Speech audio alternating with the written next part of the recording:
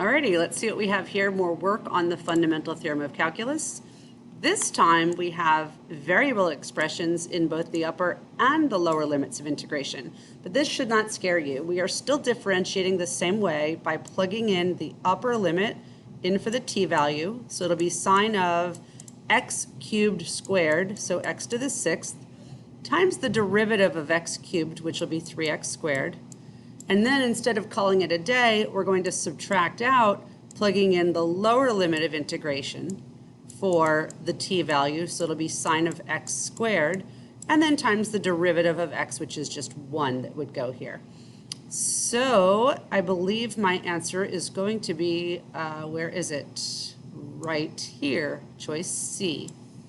Okay, the next one is definitely a calculator problem, and you always know that when the answers are decimals. So they want to know the average value of this function on this interval. The way that we will start that is by taking the integral. So I went to alpha window, choice 4, and then I'm integrating from 1 to 3, so 1 up to 3, and my function, my integrand, is going to be x cubed times cosine of, x cubed, I got to come out of that exponent, so x cubed times cosine of x squared plus x, close parentheses, and make sure you're integrating with respect to x. So this is my total integral, and now because I want the average value, I'm dividing by 3 minus 1, which is 2. So divide by 2, and I'm going to get negative 0.945. So my answer is A. And then the last question says, let this function equal this integrand, or integral, at how many points on the interval from 1 to 3 does the instantaneous rate of change equal the average rate of change? Well, the instantaneous rate of change is f prime, and we'll get that by taking the 2x and plug it in for t, so that'll give us 3 times 2x squared minus 1, and then multiply that whole thing by the derivative of 2x, which is 2. So this is my instantaneous rate of change.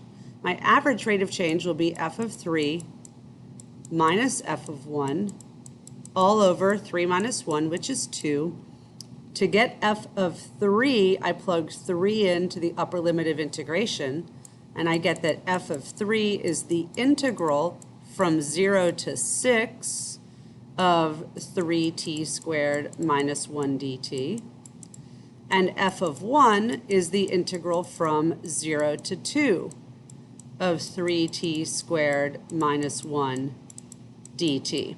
So I need to evaluate f of 3, and I need to evaluate f of 1, and I need to plug those in for here. So let's do that step by step. So my integral is 3t squared minus 1. Clear what's in here. Go to my integral, choice 4.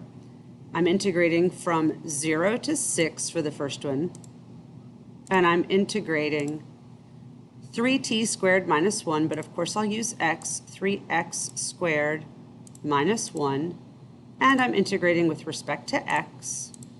So there's my value. Now I'm going to go ahead back up here and grab this, and I'm just going to change my limits of integration to be from 0 to 2. Here we go, 0 to 2.